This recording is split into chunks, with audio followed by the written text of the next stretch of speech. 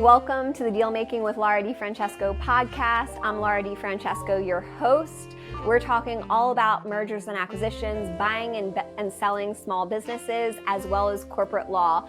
We are taking our experience closing over $10 billion of transactions since founding Dean Street Law 5 years ago, and my experience being an M&A and corporate attorney for over a decade and making it accessible to you as an entrepreneur. I hope that this helps you in navigating the complex world of mergers and acquisitions.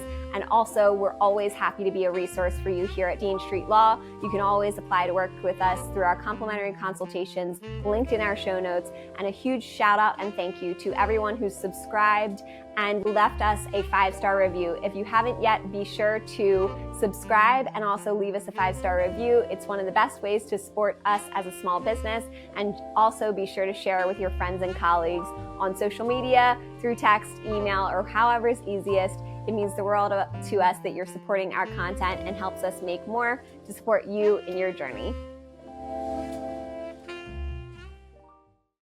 Welcome back to the latest episode of the Dealmaking with Laura DiFrancesco podcast. I'm your host, Laura DiFrancesco, founder of Dean Street Law, where we specialize in mergers and acquisitions, helping buyers and sellers buy and sell small, lower middle market businesses. We have closed over $10 billion of transactions since our inception in 2019 and have a full service team, which are very excited to share about today's episode. We're talking about how to negotiate the sale of a business. So we've done a lot of buy-side episodes. We're excited to share some more tips, especially for sellers. And it's a wonderful part of the practice representing both buyers and sellers. Being an entrepreneur myself, I've also founded multiple businesses. Dean Street Law, Flourish Co-working Event Space. If you like our space here, you can see on YouTube. And then we also have Ethereal Farms, Laura DiFrancesco LLC, where I have my books, including Entrepreneurship Through Acquisition, a legal guide to buying a small business. So buy-side resource, but if you're interested in selling to then buy a new business, this might help you. We also have Optimize Your Exit Masterclass, the Letter of Intent Masterclass, as well as a whole bunch more resources on our website and linked in our show notes that we can share with you. So let's get into the topic today of how to negotiate the sale of a business.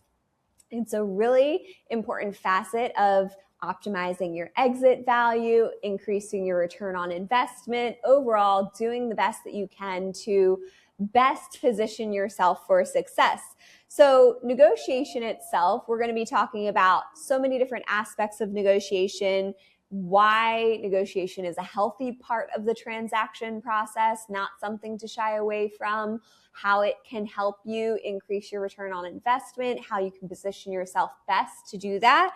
We just had our last episode as well, where we talked about specifically different aspects of selling your business that would help increase your return on investment, increase your exit value, optimizing your exit value, how we can fairly negotiate to balance both buyer needs and seller needs, what's market, and common sticking points that you may find. We're also going to talk about preparing for that negotiation process, strategies for effective negotiation, key areas of negotiation, and working with professionals within the deal space on your transaction as a whole and negotiations.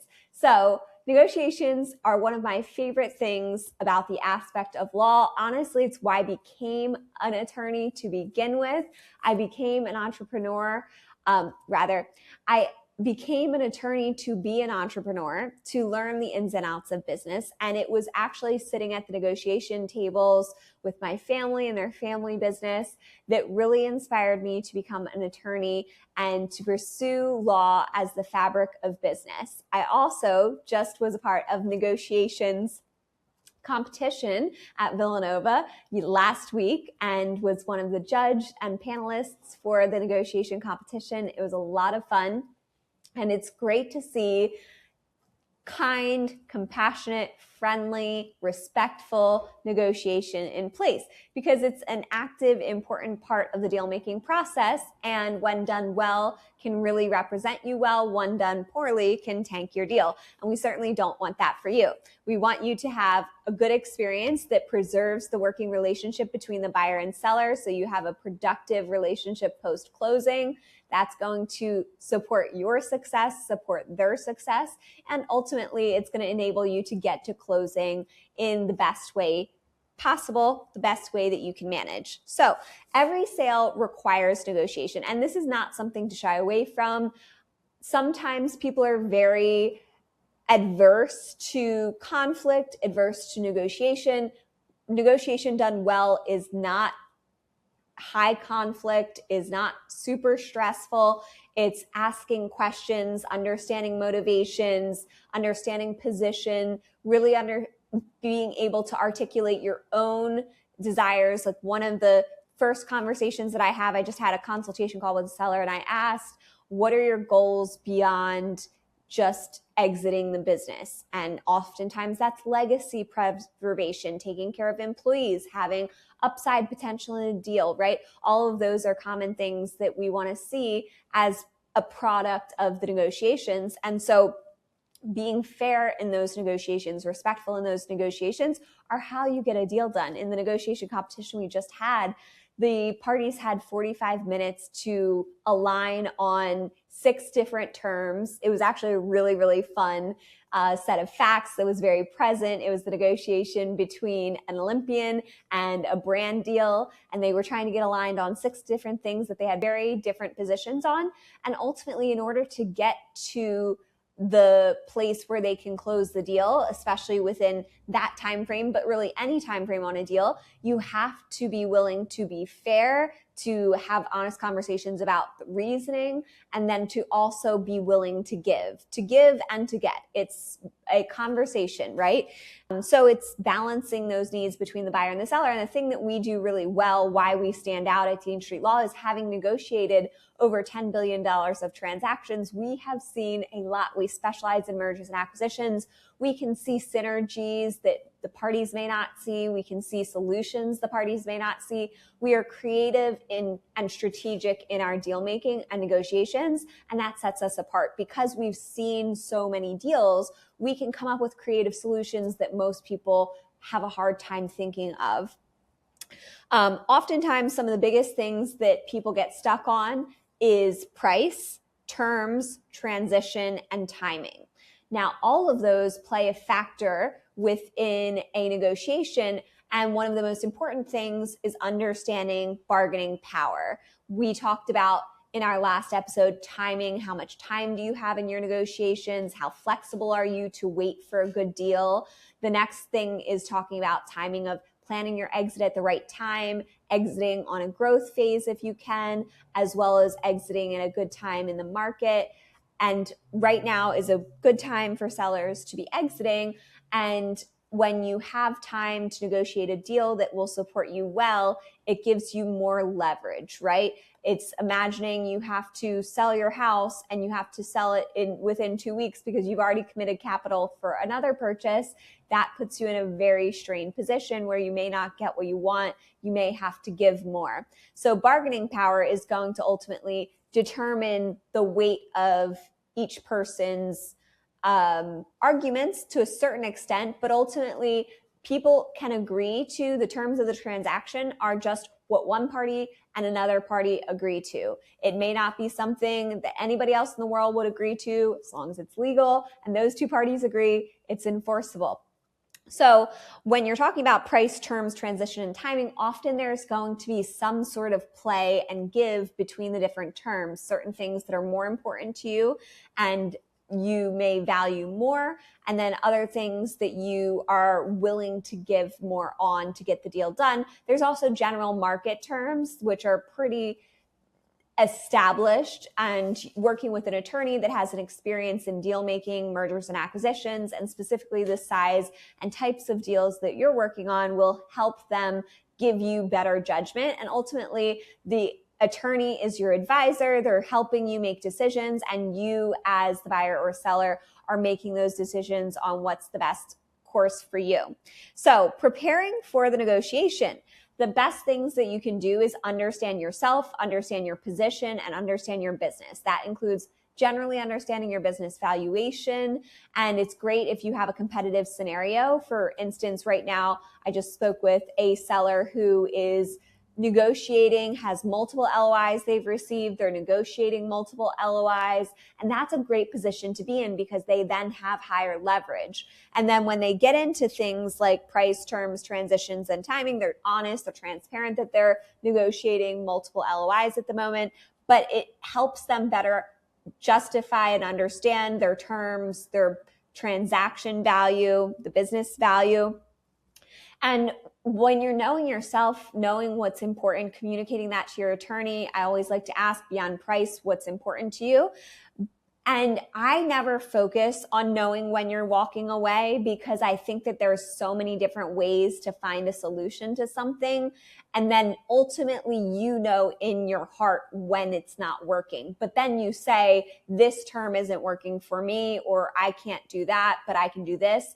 When someone is so focused on saying, this is non-negotiable, this is a line in the sand, this is where I walk away, it's really going to put the parties in a bad position because ultimately then either the other person has to cross that line in the sand or there is no deal. And so when you draw a line in the sand, it starts to engage ego, which is one of the biggest enemies of productive negotiation and productive deal making.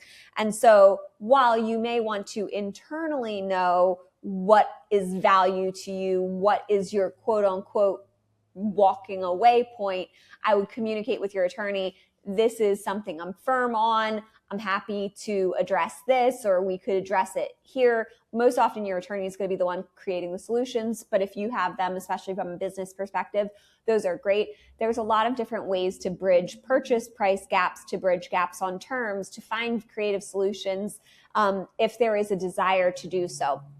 Ultimately, one of the biggest things to give away, whether it's a deal or not, is just, do you trust the other person? Are they someone you want to do business with? Are they someone that you want to shepherd your legacy? And that oftentimes takes time for a seller to find in a buyer. Understanding the buyer motivations as well is a really helpful tool for preparing for negotiations. So whenever negotiations start, oftentimes I am asking questions before I am responding with positions. We may have positions that we can get to. We may decide ahead of time on what our value of price is that the seller is comfortable with. But ultimately, I'm not going to just go to their furthest extreme just because that's where they're willing to go. You always want to offer something where you generally have room to give. That's the best position to put yourself in so that you have space to negotiate. And ultimately asking questions and understanding positions will help you decide where to put a counter proposal and how hard to push on something. There are certain things that you may push on for one round, and there are certain things that you may take until the last round. And it's not necessarily a hill you want to die on, but it is something that you will continue to advocate for throughout the entire transaction. Ultimately, how aggressive or how fair you want to be is something you also want to communicate with your attorney, because that's a personal preference. Generally, you want to be a balanced position of aggressive and fair. You want to represent your position well, get the best deal for yourself, but also be able to get to closing at the same time.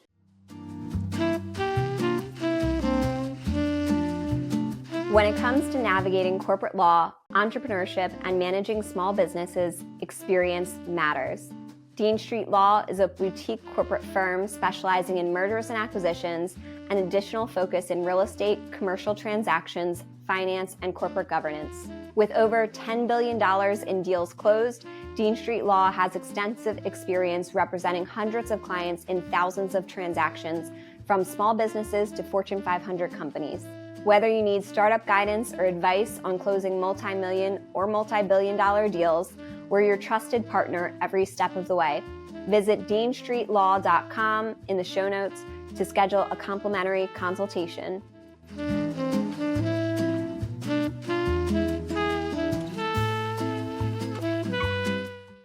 Let's talk about strategies for effective negotiation. One of the best strategies for effective negotiation is going to be separating emotions from decision making. Like I said, don't draw a line in the sand. Don't throw out language. Don't get heated. Don't get emotional. It is and can be an emotional time. I fully understand that. I am very emotionally invested in my businesses. I bought a farm. When I was buying a farm, it was a very emotional process. It took a year and a half, a lot of negotiations, a lot of bad faith negotiations on the part of the seller at times. And so I understand. I feel you. It can be an emotional process, and that's okay. It's just you don't want it to be an emotional process that in the way that it drives communication and creates divide, ego gets into it, or you're making a decision at the height of emotion. Whenever there's something that's triggering to you, I would either say, I'll let my attorney weigh in on this, or you can say, I'll get back to you, or ask questions. I'd like to know more about your position on this. What's the rationale? Why is this necessary? Why do you continue to push on this specific element? Understanding rationale, really gathering information can help. But ultimately, you don't have to make a decision in any snap judgment point. It's always helpful to say, I'll get back to you. We'll circle back on this, something of that. If you find your emotions escalating and you just don't think it's going to be a productive conversation, you'd say, thank you so much for the conversation so far. If you could send me an email on a few more things, I've got to run. Or you can also use your attorney to handle the more difficult conversations. Sometimes business folks want the attorneys to handle the more difficult conversations so they can preserve the relationship. Sometimes they want to cut through the legal tape and get right down to business and have a business-to-business conversation and then let the attorneys document it. So we just decide strategy based on how the conversations are going and what is making the most sense. So listening, asking questions, tabling a conversation, circling back to something. You can also play one term off of another. If you're giving on something important, ask to get something in receipt. Like if you're giving on an important point, and sometimes parties will push back on something that they don't necessarily intend to continue pushing back on, just so that they have something to give, so that it shows forward progress. It shows intent, goodwill, working in good faith to get to a solution. And the best thing that you can do is find win-win solutions. That's something that we specialize in, thinking outside of the box, creative thinking, aligning the intent of the parties, aligning the interests of the parties. This can be purchase price gaps, like narrowing the purchase price gap might be through an earnout or a variable seller note or something of that nature. Or if the deal has certain risks in it, such as customer concentration, then how can we de-risk it so that it's no longer a purchase price adjustment, and rather we're dealing with it through contracts or through comfort letters or something of that nature. So we're addressing those key points that may become negotiation leverage for one party or another, creating creative solutions that will work for both parties. And there is a lot of power in silence and patience. Ultimately, if someone walks away from the deal because they don't find that it's advantageous to them, it may just take following up and staying in touch and letting time show something, whether it's the time shows that the position was valid or the time shows that the emotions of the moment have calmed down. Silence and time and the power of patience can really do a lot. That's why if you have time on your side, you have a much stronger negotiation power than if you don't have time on your side. So when we're talking about different areas of negotiation, we talk about purchase price and payment schedule, terms and transition period, as well as timing. those are all things that you can collectively think of, like every different component of the transaction, you can collectively think of as your different levers that you can push and pull to ultimately shape the deal in a way that is strategic and advantageous for you. So that's going to be something that, if you have more time on your side, you may be able to get a better price. If you're willing to give on a little bit on terms, you might be able to get a better price. If you're more stuck on certain terms, it may impact price or timing, might draw out timing most often than not, to solve for those specific terms. So there's going to be give and take in those. Purchase price and payment schedule, that's honestly something that is the most important for folks to get on board with. That's why it's in the letter of intent. That's why it's in an indication of interest, so that there's fundamental alignment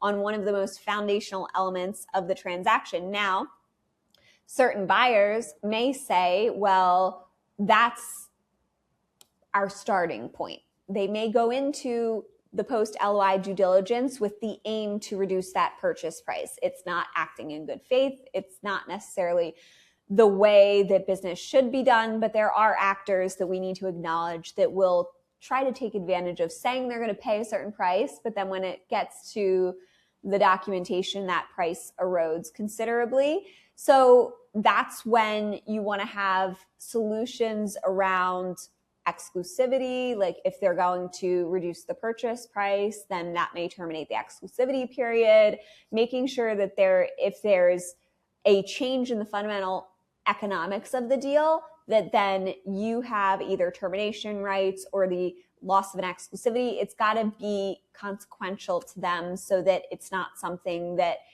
they're just easily able to do, and then you don't have as much leverage because maybe you're stuck in an exclusivity for 60 or 90 days and they're trying to change the purchase price on you.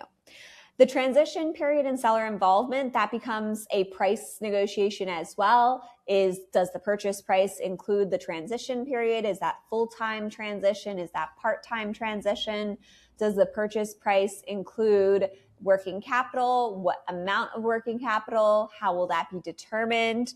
Those are all key things that we're negotiating in the LOI, and that become things that you want to identify and finalize as early as possible so that they don't become things that unravel the deal. You don't want to be investing in legal and advisors and have the fundamentals of the deal drastically change. The other things that are common negotiation points are non-compete clauses and ongoing liabilities. So indemnification is something. Indemnification is one of the biggest things that you'll see negotiated post LOI, and that is the seller's obligation to make the buyer whole if there is claims for liabilities pre-closing or certain other things that are indemnified under the transaction documents. This is highly negotiated. Sometimes there's a cap on that indemnification. Sometimes there's a basket, meaning basically a deductible on that amount. Sometimes there's a total collective deductible or an individual deductible. There's also the timeline of that indemnification responsibility for how long will a seller be liable, how long is a reasonable time for the buyer to find out the circumstances. And then working with professionals. Ultimately, your attorney is going to be the one who's going to be able to best advise you on the transaction. They will work with accountants, your brokers, to help you negotiate, and they'll be able to strengthen your position by giving you the advocacy, support, market knowledge and intel, and position your deal for success. The most important thing to know when working with professionals, though, is they are your advisors. Ask them questions, lean on them, but you are the person who ultimately decides what you will accept and what you won't. And never let an attorney tell you we're not doing this deal or something like that. Ultimately, that's your decision. They can tell you the risks, they can tell you the rewards, but ultimately you are the person in the driver's seat and need to make those decisions. I hope that this has been helpful. If it has, please let us know. Leave us a 5-star review and subscribe. We hope to hear more and share more on future episodes of Deal Making with Laura DiFrancesco. Cheers and happy deal making. Thank you so much for joining us on this episode of the Dealmaking with Laura DiFrancesco podcast. I hope you found today's discussion insightful and that it brought you one step closer to mastering the art of mergers and acquisitions. If you enjoyed this episode, please be sure to follow and subscribe to Dealmaking with Laura DiFrancesco on your favorite podcast platform so you never miss an episode. And if you found value in our discussion, please leave a 5-star review. It would mean the world to us, and share this podcast with your network, friends, and colleagues. For more in-depth resources, be sure to visit our website, deanstreetlaw.com, where you can find articles, guides, and more information on our services. Don't forget to follow us on social media for the latest episodes, updates, tips, and exclusive content. You can find us on LinkedIn, Search Funder, at LMDFrancesco on X, and at Dean Street Law on Instagram. Join us on our next episode where we'll explore more deal-making insights. Cheers and happy deal-making.